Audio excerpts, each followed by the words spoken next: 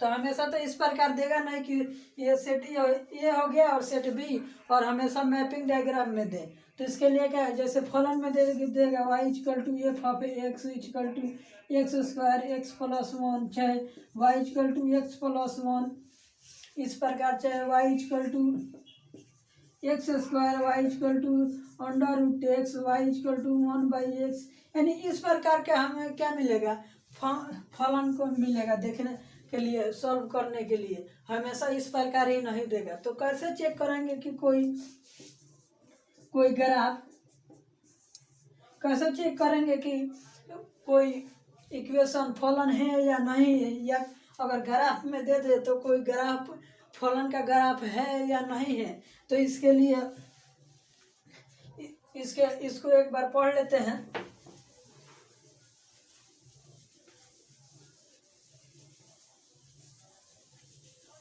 तो हेडिंग डालिए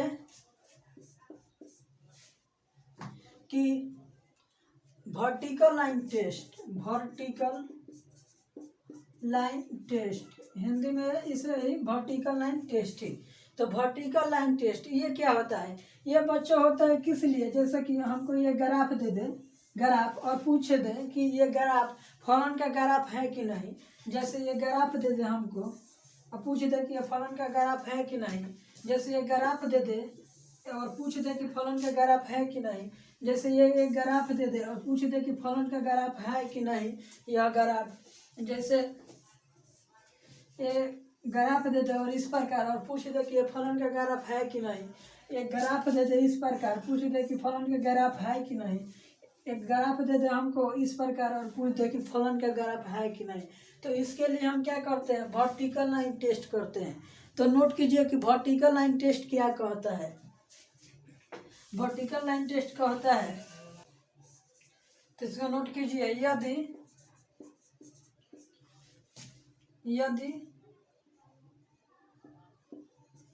कोई वर्टिकल लाइन किसी ग्राफ को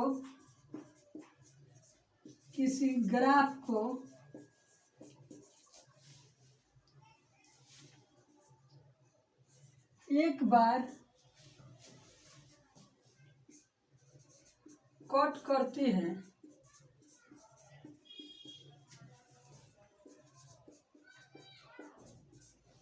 काटती है। यदि कोई वर्टिकल लाइन किसी ग्राफ को एक बार काटती है, यानी एक बार प्रतिच्छेद करती है, तो ग्राफ फलन का ग्राफ होता है, फलन का ग्राफ होता है। यदि कोई वर्टिकल लाइन किसी ग्राफ को एक बार, वो ग्राफ क्या होना चाहिए, रिलेशन का ग्राफ होना चाहिए, क्योंकि फंक्शन भी क्या है, एक स्पेशल टाइप का रिलेशन ही है। यदि कोई वर्टिकल लाइन किसी ग्राफ को एक बार काटती है तो ग्राफ फलन का ग्राफ होता है। यदि इसमें जोड़ लीजिए, अगर एक से ज्यादा बार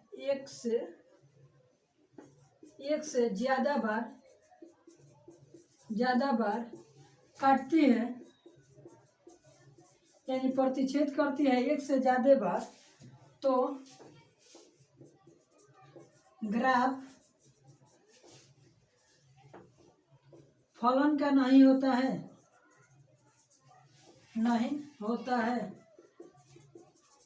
तो वर्टिकल लाइन टेस्ट क्या करती है, ये टेस्ट पे से यदि कोई भी फंक्शन कोई भी ग्राफ फंक्शन का ग्राफ है कि नहीं है, इसीलिए वर्टिकल लाइन टेस्ट किया जाता है। तो ये ग्राफ क्या कहती है, यह टेस्ट क्या कहता है कि यदि कोई वर्टिकल लाइन किसी ग्राफ को एक बार काटती है तो ग्राफ फलन का ग्राफ होता है। अगर एक से ज़्यादा बार काटती है तो ग्राफ फलन का नहीं होता है। जैसे मैंने एक रिलेशन ले लिया, रिलेशन का ग्राफ, ये हमें मिल गया ग्राफ। अगर इसको हमने एक वर्टिकल लाइन इस पर क्या किया, ड्रॉ किया, इस पर हमने एक वर्टिकल लाइन ड्रॉ कर दिया। तो इस ग्राफ को कितने बार काटी है वर्टिकल लाइन, तो एक बार। तो ये ग्राफ क्या होगा, फलन का ग्राफ होगा, फलन का ग्राफ होगा। बात समझ में आ गई। और इसका एग्जाम्पल लेते हैं। जैसे हमने एक ग्राफ ले लिया ये, और यदि इसको एक क्या कहता है वर्टिकल लाइन टेस्ट, यदि कोई वर्टिकल लाइन किसी ग्राफ को एक बार काटती है तो ग्राफ फलन का ग्राफ होता है अथवा फलन का नहीं होता है।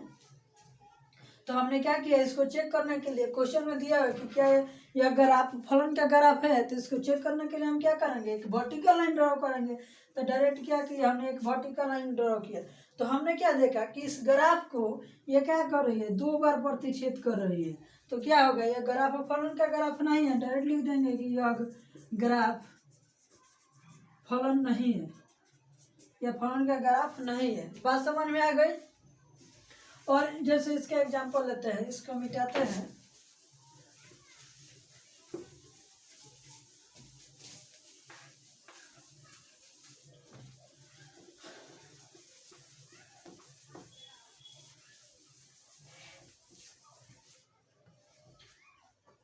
जैसे और एग्जांपल लेते हैं, हमने क्या ले लिया, एक एग्जांपल ले लिया। जैसे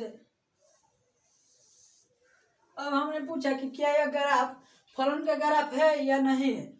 तो इसके लिए क्या करेंगे, वर्टिकल लाइन टेस्ट करेंगे। वर्टिकल लाइन यानी एक वर्टिकल लाइन इस पर खींचेंगे, कहीं भी खींचे। अगर एक बार तो यहाँ पे हमने खींचा तो एक बार काटी, यहाँ पे खींचे एक बार, यहाँ पे हमने खींचा एक बार, यहाँ पे खींचे एक बार, यानी कहीं भी हम इस पे एक वर्टिकल लाइन खींचे तो क्या होगा, ये ग्राफ को एक ही बार काटती है यानी प्रतिच्छेद करती है। तो ये ग्राफ किसका होगा, यह फलन का ग्राफ होगा, यानी फलन है। हमने और एक एग्जाम्पल लिया। जैसे हमने एक एग्जाम्पल ले लिया। अब मैंने पूछा ये y हो गया और ये x, सॉरी ये y और ये x। तो हमने क्या पूछा कि क्या ये ग्राफ फलन के ग्राफ है या नहीं है। तो इसके लिए क्या करोगे, वर्टिकल लाइन टेस्ट कहीं पे भी खींचना है। यहाँ पे हमने खींचा, एक बार काटा, यहाँ पे खींचा, जहाँ भी डाउट हो उस बिंदु पर खींच लेना है। यहाँ तो यहाँ भी एक बार, यहाँ तो यहाँ भी एक बार, यहाँ तो यहाँ भी एक बार, यहाँ तो यहाँ भी एक बार। तो क्या हुआ, हमने देखा कि इस पे वर्टिकल लाइन हमने ड्रॉ किया तो इस ग्राफ को कितने बार कट की, एक बार कट की। तो ये किसका ग्राफ होगा, फलन का ग्राफ होगा, फलन है। और हमने एग्जांपल क्या लिया, हमने एक एग्जांपल लिया। जैसे ये हमने एक ग्राफ लिया और मैंने पूछा क्या यह फलन का ग्राफ है।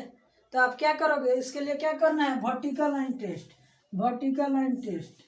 तो क्या हमने एक वर्टिकल लाइन खींचा, हमने देखा कि क्या ये वर्टिकल लाइन इस ग्राफ को 2 बार कट कर रही है। तो यानी ये ग्राफ क्या है, फलन का ग्राफ नहीं है, फलन का ग्राफ नहीं है। बातें समझ में आ गई। और एक और उदाहरण देखें, हमेशा आपको ये ग्राफ दिया ही नहीं रहेगा फलन, तो इसके लिए हम क्या करेंगे, इसके लिए जैसे हमको एक इक्वेशन दे दिया y=x² और पूछ दिया कि क्या यह फलन है या नहीं है, पूछ दिया यह फलन है या नहीं है। तो हम तो एग्जाम ये वर्टिकल लाइन टेस्ट, अगर संभव हो तो हम इसका क्या करेंगे, ग्राफ ड्रॉ कर लेंगे अगर जानते हैं तो, नहीं तो एक एक करके चेक करेंगे। तो हम क्या, जैसे कि यहाँ पे x का मान रखिए और y का मान निकालिए और ग्राफ ड्रॉ कर लीजिए, x और y। जैसे x का मान हमने रखा 0 तो y का मान आएगा 1। जैसे मैंने x का मान रखा, जैसे हमने x का मान रखा 1 तो y का मान 1, 0 आएगा। जब मैंने x का मान रखा, यहाँ पे ध्यान दो, यहाँ पे जब मैंने x का मान रखा 2 तो 2 का स्क्वायर क्या होगा 4, तो 2 रखेंगे तो y का मान 4 आएगा। जब हमने x का मान रखा -1, देखो यहाँ पे -1 का स्क्वायर तो क्या आएगा, -1 into -1 into -1, minus minus plus, यानी क्या आ जाएगा, जब हमने 1 रखा -1 रखा x का मान तो y का मान क्या आया, 1 आया। जब मैंने x का मान -2 रखा तो -2 का स्क्वायर, फिर इसी तरह -2 इंटू -2 कितना होगा 4, तो -2 रखा तो मान आया 4। तो हम क्या करेंगे, ग्राफ को ड्रॉ कर लेंगे, ग्राफ। और नहीं तो यहाँ भी ध्यान दे सकते हैं। जैसे हमने सेट ए ले लिया, जैसे y=x², तो सेट ए में जैसे x का हो गया, यहाँ पे ध्यान दो 0 1 2, -1 और -2, और y में क्या आ गया 0 1 0 1 2 3 4, जैसे ये हमें मिल गया। तो क्या, जब हम x का मान रखेंगे 0 तो y का मान क्या है 0, जब x का मान रखें मान 1 तो y का मान 1, x का मान 2 तो y का मान 4, x का मान -1 तो y का मान 2, और x का मान -2 तो y का मान 4, ये हमें मिला हुआ है। इस प्रकार से क्या है ये, तो क्या यह फलन है या नहीं है, तो हम डायरेक्ट डिफिनीशन से देख लेंगे। डिफिनीशन क्या कहता है कि यदि सेट ए के प्रत्येक एलिमेंट का और सेट बी, प्रत्येक एलिमेंट का इमेज सेट बी में बनना चाहिए, और क्या कहता है पहला कंडीशन कि प्रत्येक एलिमेंट का इमेज सेट बी में बनना चाहिए। तो हमें देखेंगे 0 का भी बना है, 1 का भी, -2 का भी, -1 का भी, -2 का भी, इस प्रकार। दूसरा कंडीशन कहता है एक और केवल एक बनना चाहिए। तो हमें यानी एक्स में ये हमने क्या बताया था कि ए के कोई भी एलिमेंट छूटना नहीं चाहिए, और ए पर ध्यान देना है, बी पे ध्यान नहीं देना है। एक यानी एक का इमेज एक होना चाहिए। तो यहाँ पे देखें 0 का इमेज 0 है, 1 है, 1 का इमेज 1 है, 2 का भी इमेज एक ही है, -2 का भी, यानी ये क्या है फलन है। तो यहाँ से तो हमने निकाल लिया कि फलन है। अब इसको यहाँ ग्राफ में तब्दील करते हैं, ग्राफ में बदलते हैं। ये हमने समझाने के लिए इतना प्रोसेस कर रहे हैं ना, तो ये कितना है, सेकेंडों का काम नहीं है, डायरेक्ट देखिएगा बता दीजिए। तो यहाँ से आप समझ लिए मैपिंग डायग्राम से डायरेक्ट आपको समझ में क्या आ गया कि y = x² क्या है, एक फलन है। अब इसको हम मैपिंग में ग्राफ में समझाते हैं। जैसे जब आप मान रखिएगा, अब इसे ग्राफ ड्रॉ कर लेते हैं। ग्राफ ड्रॉ कर लेते हैं। जैसे x का मान 0, ये हो गया y और ये हो गया x, 1 1 2 3 और 4, और इधर 1 2 3 और 4, इधर 1 -1 -2 -3, इधर -1 -2 -3 और -4, इस प्रकार से। तो जब x का मान रखेंगे 0, यहाँ पे ध्यान दो, x का मान 0 तो y का मान भी क्या आएगा 0। तो एक तो हमें बिंदु मिल गई। दूसरा, जब x का मान रखेंगे 1, x का मान 1 तो y का मान 1, यानी यहाँ पे एक बिंदु मिलेगा। बात समझ में आ गई।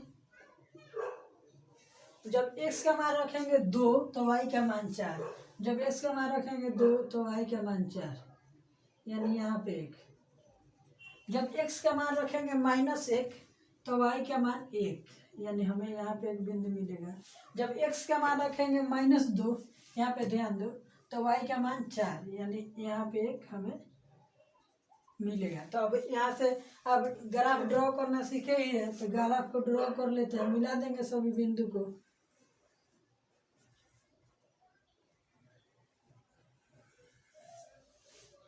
यानी ये ग्राफ किस प्रकार, यहाँ पे ज़्यादा रफ हो गया, यानी हमारा ग्राफ ये किस प्रकार से आया है, इस प्रकार से। ये हो गया 0। तो हम क्या करेंगे, यहाँ पे हम वर्टिकल लाइन टेस्ट आपको पढ़ाए हैं, वर्टिकल लाइन टेस्ट। तो वर्टिकल लाइन टेस्ट क्या कहता है, यदि कोई वर्टिकल लाइन किसी ग्राफ को एक बार कट करती है तो वो ग्राफ क्या होता है, फलन। तो हमने मैपिंग डायग्राम से भी इसको समझा दिया है कि ये फलन है। अब आते हैं ग्राफ पे कि इसका ग्राफ दिया होगा तो क्या करेंगे। तो वर्टिकल लाइन टेस्ट हमने कर लिया, यहाँ पे हमने खींचा तो देखा कि कितना बार काटी है ग्राफ को वर्टिकल लाइन, तो क्या एक बार काटी है, यानी ये ग्राफ क्या है, फलन का ग्राफ है। तो बात समझ में आ गई कि वर्टिकल लाइन टेस्ट कितना आसान है, बात समझ में आ गई। और मैंने दोनों तरह से प्रूव कर दिया कि हाँ ये बहुत सटीक मेथड है, कोई भी ग्राफ फलन है का ग्राफ है कि नहीं है इसको फाइंड करने के लिए। तो बात समझ में आ गई, वर्टिकल लाइन टेस्ट। ये आपको एनसीईआरटी में नहीं मिलेगा, एनसीईआरटी में नहीं मिलेगा वर्टिकल लाइन टेस्ट करने के लिए। ये बेसिकली बात है एनडीए और थोड़ा सा मतलब जेई का, थोड़ा सा, पूरा एबव नहीं, मतलब जेई मेंस के तरह। तो वर्टिकल लाइन टेस्ट उसी में हमें क्या करना है, पढ़ना है। तो अब समझ लिए वर्टिकल लाइन टेस्ट। अब और आगे बढ़ते हैं और फिर से डोमेन, कोडोमेन और रेंज पे बात को लेके आते हैं। डोमेन, कोडोमेन और रेंज। जैसे हमने दे दिया, जैसे मैंने y equal to f of x, मैंने एक फलन ले लिया, बराबर हमने क्या लिया, एक, जैसे हमने ले लिया x प्लस 1। बेसिकली क्या आएगा कि इक्वेशन के फॉर्म में आएगा। डोमेन, कोडोमेन और रेंज निकालने के लिए हमेशा आपको ये नहीं देगा कि ये सेट ए हो गया और ये सेट बी हो गया और आप डायरेक्ट देख देख के निकाल दिए, नहीं। इस प्रकार से देगा y equal to f of x बराबर x प्लस 1, यानी कोई भी फलन देगा इस प्रकार से ज़्यादातर, और कंपटीशन में ज़्यादातर इसी तरह देगा। या y इक्वल टू दे देगा x square, y equal to x square x plus 1, y equal to दे देगा mod of x plus 1, y equal to mod of x plus 1 mod of, इस प्रकार से दे देगा। Y equal to signum of x, y equal to दे देगा log base ई x, इस प्रकार से दे देगा। तो इसका हम क्या करेंगे, डोमेन को डोमेन कैसे निकालते हैं, ये क्या मेथड होता है, इनपुट आउटपुट क्या होता है, ये सारी बातों को समझेंगे। तो जैसे क्या, फिर से इस बात को हम जैसे दे दिया y equal to f of x बराबर एक्स प्लस 1। तो डोमेन क्या है, डोमेन तो हमने क्या बताया कि इनपुट, जो हम इनपुट देंगे, इनपुट यानी अगर इसमें हम क्या y इक्वल टू, यानी y का मान निकालना है, y इक्वल टू दिया है एक्स प्लस 1। तो जो हम इनपुट देंगे, इनपुट के रूप में हम किसका मान देंगे, x का। तो जो x का मान होगा, जो फुलफिल करेगा, वो क्या होगा, जो इनपुट देंगे वो हमारा होगा डोमेन, जो निकल के आएगा वो हमारा आउटपुट। जैसे कुछ भी देंगे, इनपुट हम देते हैं तो क्या हमें आउटपुट के रूप में कुछ मिलता है, इस बात को। तो जैसे y इक्वल टू हमने x इनपुट दिया, इनपुट के रूप में जैसे x इक्वल टू हमने 1 रखा, तो y इक्वल टू 1 प्लस 1 बराबर 2।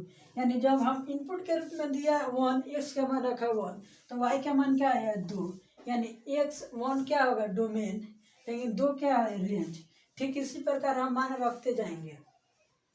तो इस बात को हम अगले लेक्चर में अच्छी तरह से समझाएंगे। लेकिन ये बातें डोमेन, कोडोमेन, रेंज क्या होती है, इसको एक एग्जाम्पल के रूप में लेते हैं। जैसे हम y equal to x square लिए, तो जो हम इनपुट के रूप में देंगे, इनपुट जो इनपुट देंगे वो हमारा क्या होगा डोमेन,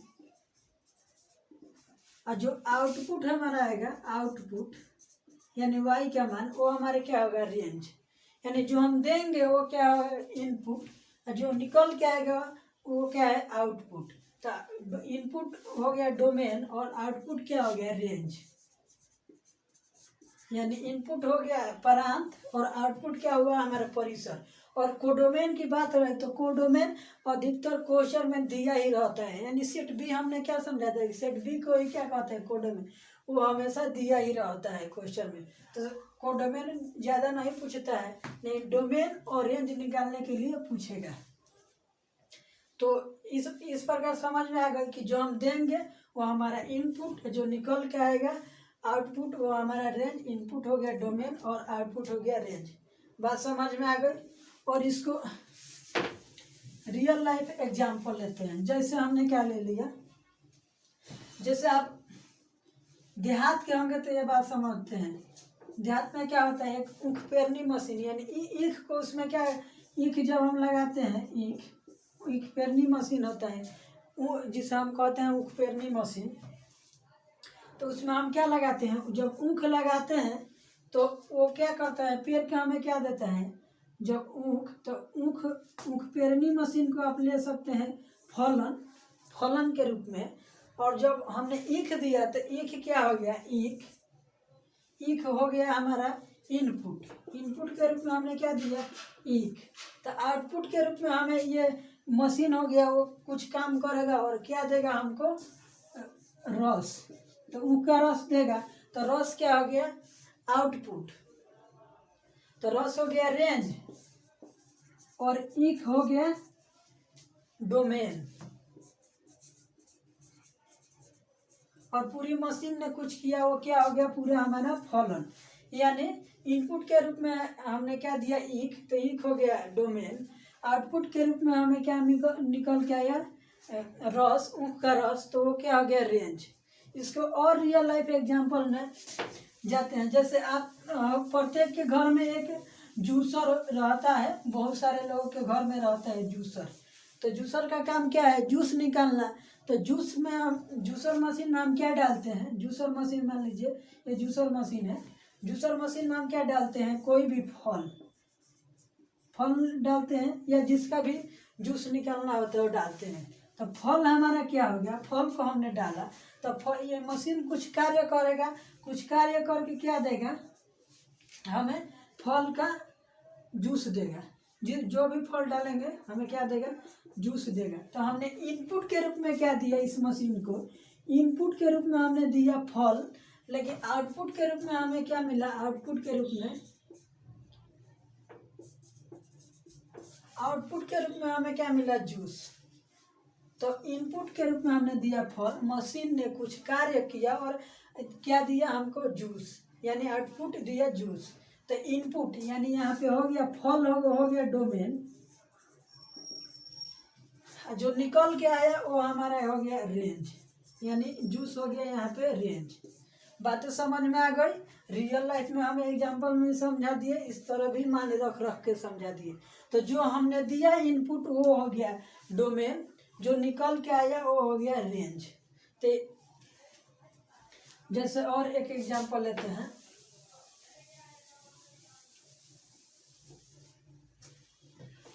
जैसे y equal to 1/x, y equal to 1/x। तो इसका हमें क्या निकालना है डोमेन और रेंज, डोमेन और रेंज निकालना है, डोमेन और रेंज। तो कैसे निकालेंगे, तो यहाँ पे क्या x का मान क्या क्या होगा, इनपुट के रूप में हम क्या देंगे x का मान, आउटपुट के रूप में जब हम x का मान देंगे तो क्या निकल के आएगा y का मान। तो इनपुट हमने क्या दिया x का मान, तो x का मान में क्या क्या होगा, तो हम देखेंगे यहाँ पे x का मान कोई भी एक रख सकते हैं, -1 2 3 4 5 6 7 8 9 10 कुछ भी मतलब मान रख सकते हैं। लेकिन जब हम x का मान रखेंगे 0, एक कैसा आएगा जब y इक्वल टू हम 1/0 करेंगे। तो 1/0 क्या है, ये क्या है अपरिभाषित, अपरिभाषित। अभी से परिभाषित नहीं किया गया है, ये क्या है इसका मान आप नहीं बता सकते हैं, तो इसे क्या कहते हैं अपरिभाषित। यानी क्या होगा जब हम इसका मान रखेंगे 0 तो इसका मान हमें कुछ नहीं निकल के आएगा। तो क्या करेंगे जब रेंज में से क्या करेंगे 0 को घटा देंगे, यानी रियल कोई भी रियल नंबर रख देंगे, रियल नंबर यहाँ पे x -1 -2 -3 -4 1 2 3 4 5 6 7 8 9 कोई भी हम यहाँ पे x का मान रख सकते हैं। लेकिन एक केस ऐसा है 0 जो हम नहीं रख सकते हैं। तो पूरा रियल नंबर में कोई भी हम रख सकते हैं x का मान, यानी रियल नंबर हो गया। लेकिन इसमें से क्या नहीं रख सकते हैं, तो 0 नहीं रख सकते हैं, तो 0 का क्या करेंगे हम घटा देंगे। तो इसका डोमेन आ गया रियल नंबर -0। ये समझ में आ गए। रेंज के रूप में क्या आएगा, रेंज के रूप में हमारा क्या आएगा रियल नंबर, यानी कोई भी रियल नंबर आ जाएगा। तो ये बात समझ में आ गई। यानी कुछ ऐसा भी मान होगा जिसे हम नहीं रख सकते हैं। ठीक, अब मशीन पर चलते हैं। हमने क्या समझाया कि ये मान लेते हैं जूसर मशीन है, पहले हमने उखपेरनी मशीन पर समझाया। तो जैसे उखपेरनी मशीन हम ले लेते हैं, लेकिन अगर हम लगे कि उखपेरनी मशीन में लकड़ी लगा दिए तो क्या हमें रस मिलेगा, नहीं मिलेगा, बिल्कुल नहीं मिलेगा। तो यानी कुछ ऐसा मान होगा जो फलन नहीं लेगा, कुछ ऐसा मान होगा जो कि फलन नहीं लेगा तो वहाँ पे डोमेन में से उसको नहीं लेंगे, यानी डोमेन में वो मान नहीं आएगा। जैसे यहाँ पर रियल लाइफ में समझ सकते हैं कि जैसे ऊख पेरनी मशीन में हम लकड़ी लगा दी तो कुछ हमें वो क्या होगा, मशीन टूट जाएगी, रस हमें नहीं मिलेगा, यानी कुछ ऐसा भी मान होगा कि जो फलन लेगा ही नहीं, यानी उससे फलन का मान निकलेगा ही नहीं। तो वो क्या डोमेन में से उसको क्या करेंगे, घटा देंगे, यानी डोमेन में से जो मान होगा वो डोमेन में हम क्या लेंगे, नहीं लेंगे। तो डोमेन में बातें समझ में आ गई कि डोमेन क्या होता है, जो हम इनपुट देते हैं वो डोमेन होता है, जो निकल के आता है वो हमारा रेंज होता है। बातें समझ में आ गई। तो जैसे कुछ फलन का हम क्या लिख लेते हैं, डोमेन और रेंज लिख लेते हैं, और बेसिकली डोमेन और रेंज निकालने के लिए हम क्या करते हैं, वेबी-कर्व मेथड के द्वारा हम क्या करते हैं, डोमेन रेंज निकालते हैं। तो इसको हम पढ़ाएंगे एक लेक्चर में, लगभग 1.5 घंटे के वीडियो में पूरी तरह से पढ़ा देंगे वेबी-कर्व मेथड। ये एनसीईआरटी में नहीं पढ़ना है, हम आगे बता चुके हैं। ये लेवल है किसके लिए, एनडीए और जेई के एग्जाम के लिए, ये सब के लिए क्या है, वेबी-कर्व मेथड पढ़ना। फिर उसके अंदर डोमेन रेंज निकालना प्रत्येक फंक्शन के लिए। बात समझ में आ गई। जैसे एक फलन हम ले लेते हैं, जैसे एक फलन यहाँ पे हमने लिया था 1 = 1/x, तो इसका डोमेन हमने क्या लिया, डोमेन यहाँ पे हम समझाए कि आर में से क्या हो जाएगा, 0 एक मान नहीं होगा, और रेंज क्या हो जाएगा, पूरा रियल नंबर हो जाएगा। फिर जैसे y = x² हम लेते हैं, तो क्या डोमेन में हम क्या रख सकते हैं, डोमेन में हम कोई भी मान रख सकते हैं। देखो तो यहाँ पे 0 भी रख सकते हैं, 1 2 3 4 5 6 7, तो हमारा y का मान निकल के आएगा। लेकिन y का मान क्या आएगा, जब जैसे हम -1 का स्क्वायर लेंगे तो क्या आ जाएगा 1, -2 का स्क्वायर लेंगे तो क्या आ जाएगा 4, यानी जब हम माइनस वैल्यू में लेंगे लेकिन वो उसका मान निकल किस में आएगा, प्लस में। तो y का मान जो होगा, y का मान ही हमारा क्या है, रेंज। तो y का मान जो होगा वो > 0 होगा, यानी y का मान 0 से बड़ा आएगा, यानी सभी पॉजिटिव नंबर आएंगे। तो रेंज हमारा क्या निकल के आ गया, R+। रेंज हमारा निकल के आ गया है R+, यानी जब भी जैसे लिखा रहता है R- का मतलब होता है कि रियल नंबर निगेटिव संख्या में, और निगेटिव जैसे कि -1 -2 -3 -4 -3/5, यानी माइनस में तो R- लिखते हैं। और इसको जैसे इसको लिख सकते हैं कि y > 0, तो इसको लिखते हैं R+। बातें समझ में आ गई।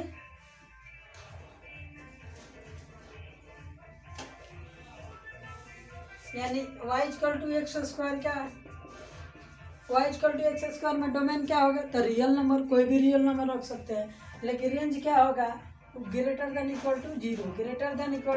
यानी 0 के बराबर या 0 से बड़ा। जैसे यहाँ पे रखेंगे x का मान 0 तो y का मान 0 आएगा, लेकिन जब x का मान 1 रखेंगे, 2 रखेंगे, -1 -2 -3 -4 -5 -6 -7, तो क्या आएगा, ये सब प्लस में आएगा। यानी y का मान रेंज के रूप में हमें y का मान क्या होगा, रेंज, x का मान क्या होगा, डोमेन। यानी रेंज में हमें क्या मिला, 0 से बड़ा वैल्यू। बात समझ में आ गई। कुछ और फंक्शन लेते हैं, जैसे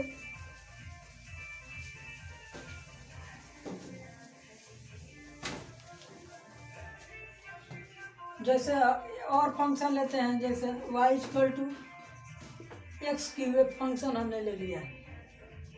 तो ये सवाल है कि इसका डोमेन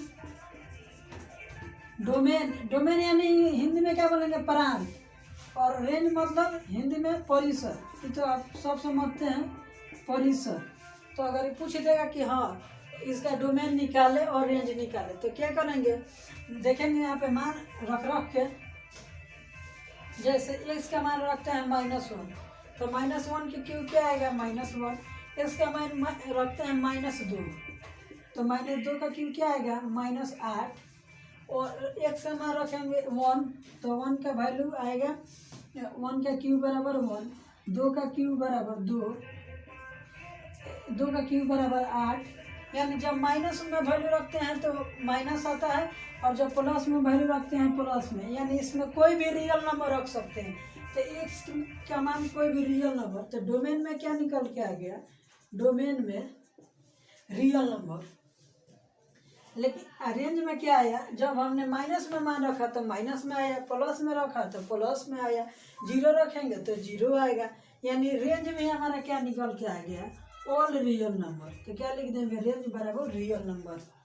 रियल नंबर को आर से प्रेजेंट करते हैं तो हम जहाँ भी लिखें यहाँ पे लिख दिए, जैसे रेंज बराबर आर, यानी रियल नंबर। बात समझ में आ गई।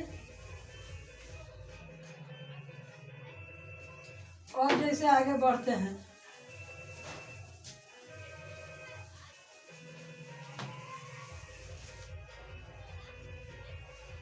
जैसे और आगे बढ़ते हैं, y इक्वल टू हम ले लेते हैं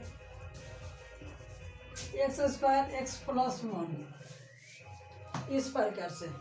तो इसका मान कैसे निकालेंगे, जैसे हमने एक वैल्यू ले लिया y equal to 1/x² minus 4, y equal to 1/x² minus 4। तो इसका हमें क्या निकालना है, डोमेन रेंज हमें निकालना है। डोमेन बराबर व्हाट और रेंज बराबर व्हाट दिया हुआ। तो कैसे निकालेंगे, तो हमने क्या किया, पहले क्या है बच्चों, अभी हमने वेवी कर्व मेथड नहीं पढ़ा है, लेकिन हम कुछ ट्रिक लगाना सीख गए हैं। हमने क्या देखा इसके पहले क्वेश्चन में, y इक्वल टू 1/x में 1/x, तो कॉमन सेंस चलाएंगे क्या कि नीचे वाला मान जो होगा ना वो जीरो नहीं होना चाहिए, ना तो फंक्शन का वैल्यू नहीं निकलेगा। बाकी हम कुछ भी रख देंगे, पूरा रियल नंबर रख देंगे, लेकिन हमने क्या देखा कि ये मान जीरो नहीं होना चाहिए। तो ये मान जीरो नहीं होना चाहिए, तो इसके जगह पर पूरा क्या है, ये है, यानी x² माइनस 4 क्या होना चाहिए, जीरो के बराबर तो नहीं होना चाहिए, नॉट इक्वल टू जीरो। यानी x का मान क्या क्या नहीं होना चाहिए, तो x का मान नॉट इक्वल टू आना चाहिए क्या, -2 और 2। बात समझ में आ गई। तो इसमें से क्या है, तो डोमेन में हमारा क्या हो जाएगा, डोमेन में हम क्या करेंगे, डोमेन में हमारा पूरा हो जाएगा रियल नंबर, जिसमें से हमें क्या नहीं मिलना चाहिए, -2 और 2। ये बात समझ में आ गई। और रेंज में क्या क्या मिलेगा, रेंज में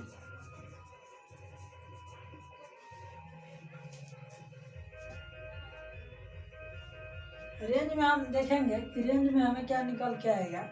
यहाँ पे रखेंगे वैल्यू, तो जो भी माइनस में रखेंगे वो तो प्लस में हो जाएगा। लेकिन कहाँ तक ये माइनस में आएगा, तो हम वैल्यू जब रखेंगे -2,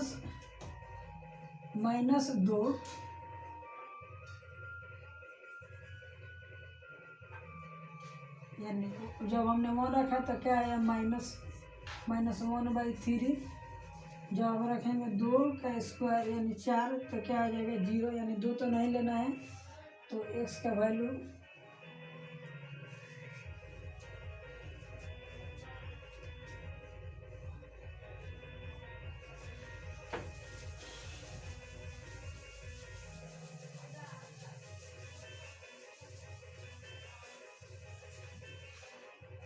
तो अगले लेक्चर में ठीक इसी प्रकार से हम निकालने के लिए क्या पढ़ेंगे, रेंज, डोमेन और रेंज पढ़ेंगे, वे भी कर्व मेथड।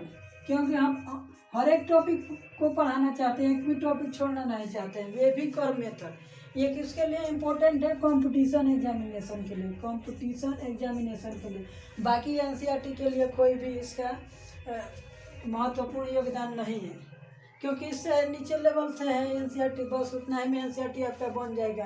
बस क्या करना है, फलन का प्रकार पढ़ना है। तो फलन का प्रकार हम इसके पढ़ाने के बाद वे भी कर्व मेथड पढ़ाएंगे, उसके बाद बहुत सारा क्वेश्चन कराएंगे डोमेन, कोडोमेन और रेंज पर, और तब उसके बाद हम फंक्शन का प्रकार पढ़ाएंगे। लेकिन एनसीईआरटी में क्या दिया हुआ है, फलन वहीं तक ए से बी, और उसके बाद से डायरेक्ट फलन के प्रकार में पढ़ के हो जाएगा उतना ही से एनसीईआरटी में। तो हम इसके अगले लेक्चर में पढ़ाएंगे वेबी कर्व मेथड। तो मिलते हैं किसी अगले वीडियो में, तब तक आप के लिए आपको प्यारा से एक थैंक यू।